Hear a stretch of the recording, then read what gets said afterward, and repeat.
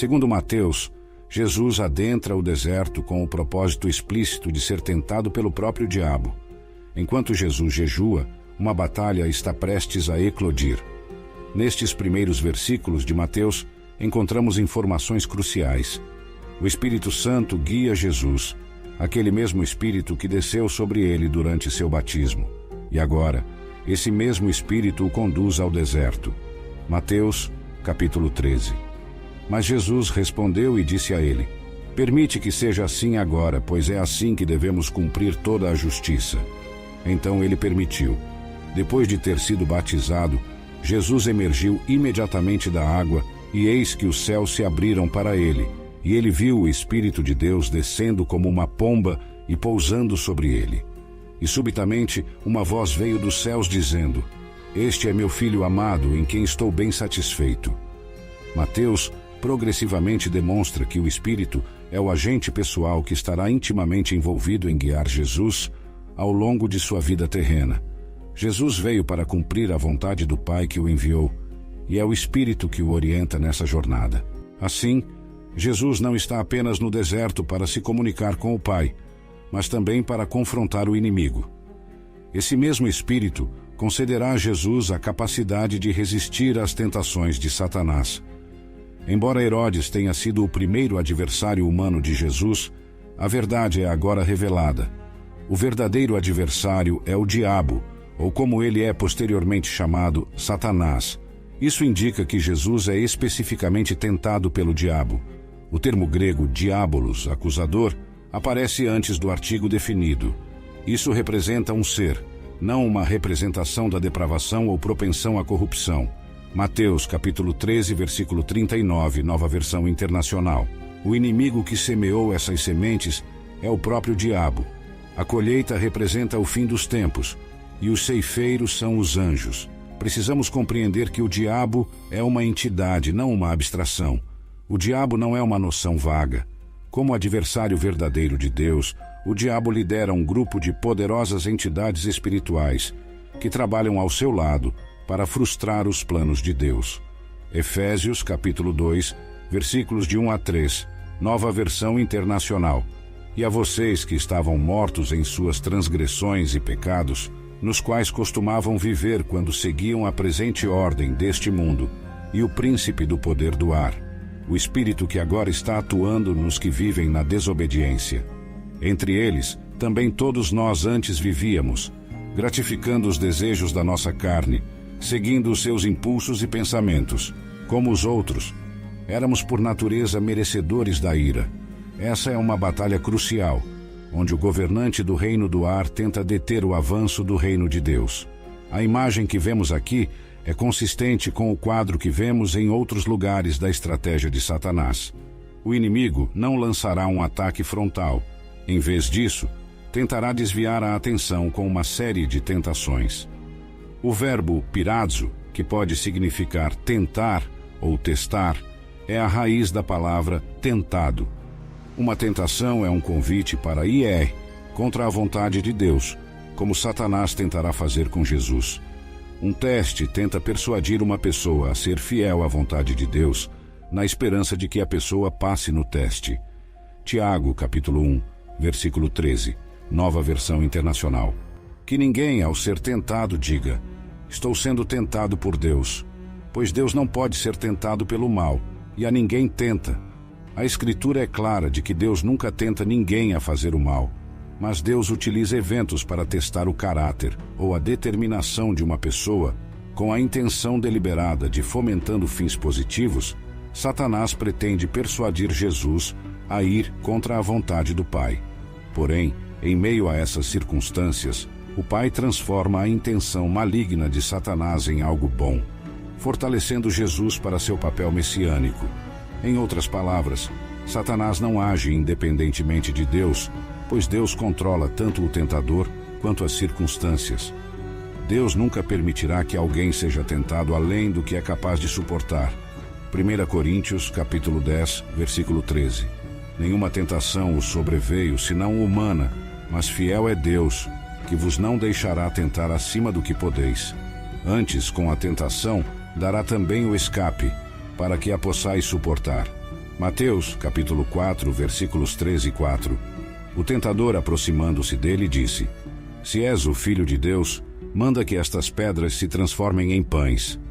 Ele, porém, respondeu: Está escrito: Não só de pão viverá o homem, mas de toda a palavra que procede da boca de Deus. Satanás se aproxima de Jesus e Jesus rejeita essas tentações. Podemos observar um padrão que é frequentemente evidente no ministério de Jesus.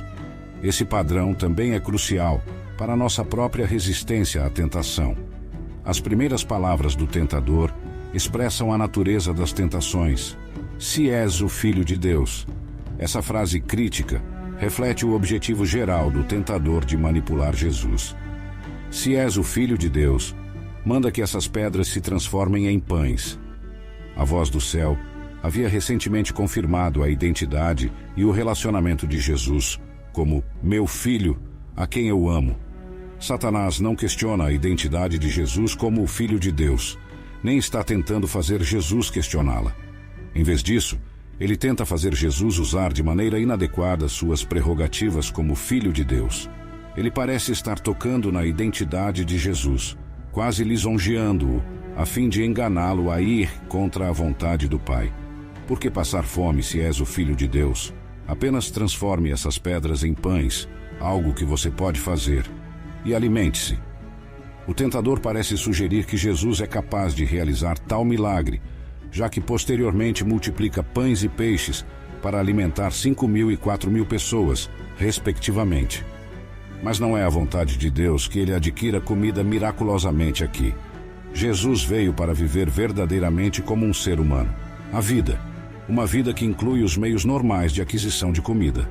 Transformar as pedras em pães teria levado Jesus além da vontade do Pai para a experiência encarnacional do Filho. As tentações são uma das maneiras pelas quais o inimigo tenta persuadir alguém a ir contra a vontade específica de Deus.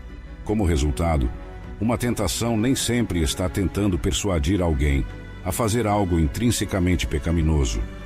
Transformar pedras em pães não é intrinsecamente errado. No entanto, a vontade do Pai para o Filho nesse momento é que ele jejuasse em vez de comer. Portanto, transformar pedras em pães desviaria Jesus. A verdadeira questão é qual é a vontade do Pai para o Filho. Jesus responde a Satanás citando Deuteronômio, mostrando a associação entre as tentações de Jesus e a experiência de Israel no deserto. Deuteronômio capítulo 8, versículo 2, Nova Versão Internacional. Lembrem-se de como o Senhor, o seu Deus, os conduziu por 40 anos no deserto para humilhá-los e testá-los, a fim de conhecer suas intenções, se iriam obedecer aos seus mandamentos ou não. No versículo 2 de Deuteronômio 8, Moisés lembrou aos israelitas que Deus os havia guiado pelo deserto por 40 anos para humilhá-los e testá-los. Fome e a provisão miraculosa de maná por Deus foram 2 dos testes. Esse teste foi projetado para ensiná-los que o ser humano não vive apenas de pão, mas de cada palavra que sai da boca de Deus. Deuteronômio, capítulo 8, versículo 3, Nova Versão Internacional. Ele te humilhou, deixando-te passar fome, e depois alimentando-te com maná, que nem tu nem teus antepassados conheciam, para mostrar-te que o ser humano não vive só de pão, mas de toda a palavra que sai da boca do Senhor. Essa é a lição que Jesus está citando em resposta à tentação de Satanás. Israel deveria ter confiado nas palavras de Deus, de que ele proveria para eles, mesmo estando em uma área sem meios óbvios de alimentar tantas pessoas. Se era a vontade de Deus que eles estivessem ali, eles tinham que acreditar nele quando ele disse que cuidaria deles. A primeira tentação tenta atingir o cerne da fé pessoal de Jesus na liderança do Pai. Mesmo que suas circunstâncias atuais pareçam contradizer a voz que proclama seu status como Filho de Deus, a quem o Pai verdadeiramente ama. Jesus mantém que a essência da vida é confiar na palavra de Deus. Ele não precisa transformar pedras em pães para provar sua identidade ou satisfazer suas necessidades. O Pai o declarou como o Filho. O Espírito o conduziu ao deserto. e ele não irá contra a vontade do Pai. Então o diabo o levou até a cidade santa, colocou-o no topo do templo e disse: Se és o Filho de Deus, lança-te abaixo, pois está escrito: Ele dará aos seus anjos ordens a teu respeito, e eles te susterão nas mãos, para que nunca tropeces em alguma pedra. Jesus respondeu: Também está escrito: Não tentarás o Senhor, teu Deus. Mateus capítulo 4, versículos de 5 a 7. Se a primeira tentação ataca a vida individual do filho em relação à vontade do pai, a segunda é um ataque à responsabilidade nacional do filho. O diabo transporta Jesus para Jerusalém, a cidade santa, e o coloca no ponto mais alto do templo. Satanás se aproxima novamente de Jesus com as palavras: Se és o Filho de Deus, mas desta vez ele cita do Salmo 91, versículos 11 e 12, onde o salmista afirma o cuidado protetor de Deus para os fiéis em Israel. Porque aos seus anjos dará ordem a teu respeito, para te guardarem em todos os teus caminhos. Eles te susterão nas mãos, para que não tropeces com o teu pé em pedra. O diabo tenta Jesus a cair desse lugar alto, para que seu amoroso Pai possa enviar anjos para resgatá-lo. Jesus é capaz de fazer tudo o que o diabo o tenta a fazer. Mais tarde, em Mateus, pouco antes de sua prisão e crucificação, Jesus diz que, se quisesse, poderia pedir a seu Pai para enviar mais de 12 legiões de anjos para resgatá-lo. Mateus, capítulo 4, versículo 7, Nova Versão Internacional. Jesus lhe disse: Também está escrito: Não tentarás o Senhor, teu Deus. Primeiro, Satanás está tentando colocar Jesus em perigo. Ao fazer isso, Jesus estaria testando inadequadamente o amor de seu Pai, tentando manipulá-lo para enviar uma força de resgate de anjos. Tais exigências não são feitas por verdadeira fé.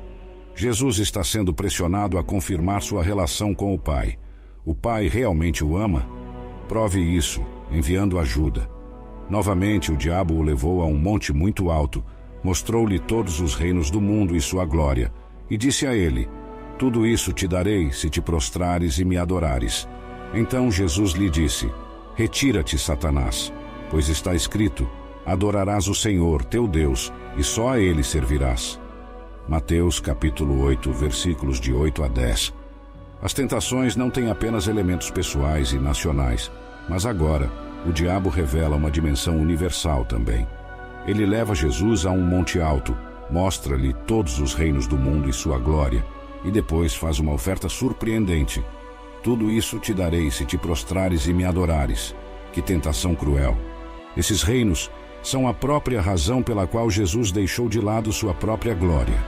Seu propósito final é reunir as nações no reino de Deus, mas antes de se sentar em seu trono real, ele deve ser crucificado. Então, o diabo oferece um atalho. Jesus pode evitar o calvário de seu sofrimento humano e a agonia da cruz. Assim, Jesus declara enfaticamente: Retira-te de mim, Satanás, pois está escrito: Adorarás o Senhor teu Deus, e só a Ele servirás. Nessa resposta, Jesus exerce sua autoridade legítima sobre Satanás, emitindo seu primeiro comando e citando pela terceira vez o livro de Deuteronômio. Deuteronômio capítulo 6, versículo 13 até 15. E tema ao Senhor, seu Deus, sirva-o apenas e faça os seus juramentos em nome dele. Não siga outros deuses, os deuses dos povos ao seu redor, pois o Senhor, o seu Deus, que está no meio de você, é um Deus zeloso. A ira do Senhor, o seu Deus, acenderá contra você, e ele o exterminará da face da terra. Jesus o derrota com uma palavra. Aqui, 3 pontos essenciais se destacam. Primeiro, no relato paralelo em Lucas, Satanás enfatiza que lhe foi concedida a autoridade sobre todos os reinos do mundo, a qual ele pode delegar a quem ele quiser. Satanás exerce considerável poder sobre as pessoas e as forças deste mundo, mas seu poder é limitado. Efésios capítulo 2, versículos 1 e 2, Nova Versão Internacional. Vocês estavam mortos em suas transgressões e pecados, nos quais costumavam viver, quando seguiam a presente ordem deste mundo e o príncipe do poder do ar, o espírito que agora está atuando nos que vivem na desobediência. Apocalipse capítulo 13, versículos 1 e 2, Nova Versão Internacional. Então eu vi emergir do mar uma besta que tinha 10 chifres e 7 cabeças, com uma coroa em cada chifre e um nome de blasfêmia nas cabeças. A besta que vi se parecia com um leopardo, mas tinha pés como os de urso e boca como a de leão. O dragão lhe deu seu poder, seu trono e grande autoridade. Sua oferta a Jesus indica sua própria autodecepção diabólica. Seu fim está próximo, mas ele continua lutando, acreditando que pode desviar a atenção daquele que vem para pôr fim ao seu poder. Segundo, porque as tentações envolvem a distorção da realidade, o remédio é encontrado na verdade das Escrituras. Finalmente, somente o Pai é digno de adoração. A exigência de Satanás para que Jesus o adorasse revela seu objetivo geral e é a essência do pecado. O pecado deseja rejeitar a vontade de Deus e seguir o próprio caminho, retratando-se como o Deus de sua própria vida. Satanás aspira a ser o substituto de Deus. Mateus capítulo 8, versículo 11. E eu vos digo que muitos virão do Oriente e do Ocidente e assentar-se-ão à mesa, com Abraão, Isaque e Jacó no reino dos céus. Então o diabo o deixou, e eis que anjos vieram e o serviram.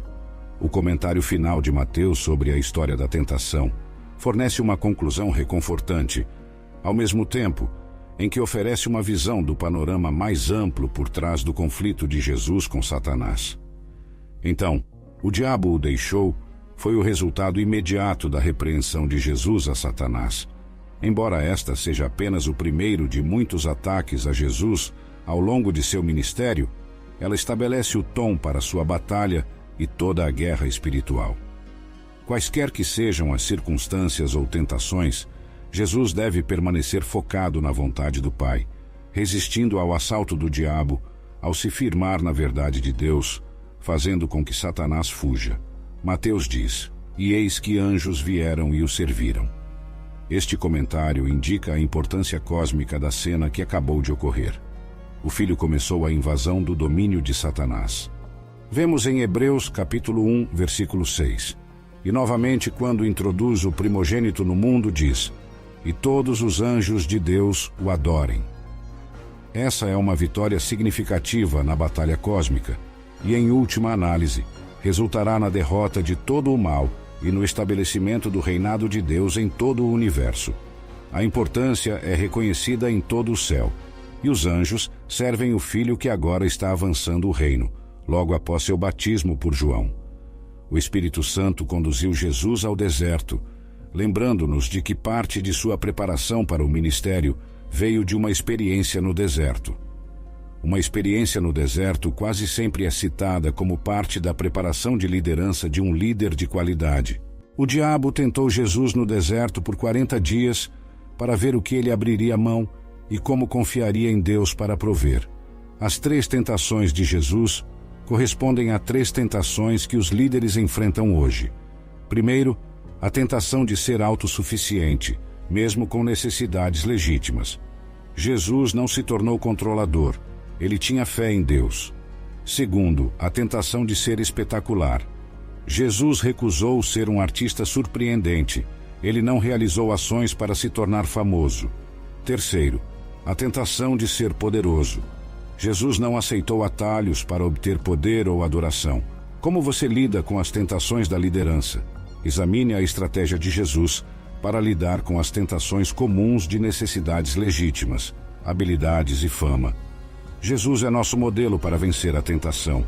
Ele nunca foi derrotado. Você busca prosperidade e plenitude em todas as áreas de sua vida? Quer aprender como a fé e a sabedoria bíblica podem transformar sua relação com o dinheiro e conduzi-lo a uma vida mais próspera? O livro Prosperidade com Deus encontrará um guia inspirador e prático para trilhar uma jornada rumo à verdadeira riqueza. Descubra como fortalecer sua fé em Deus e colocá-la em ação, alcançando contentamento, sucesso financeiro e uma vida abundante. Acesse o link nos comentários e mergulhe neste livro repleto de ensinamentos valiosos. Prepare-se para uma leitura transformadora que o guiará para uma vida de prosperidade com base em sua conexão com o Criador. Não perca essa oportunidade de descobrir o verdadeiro sentido da prosperidade.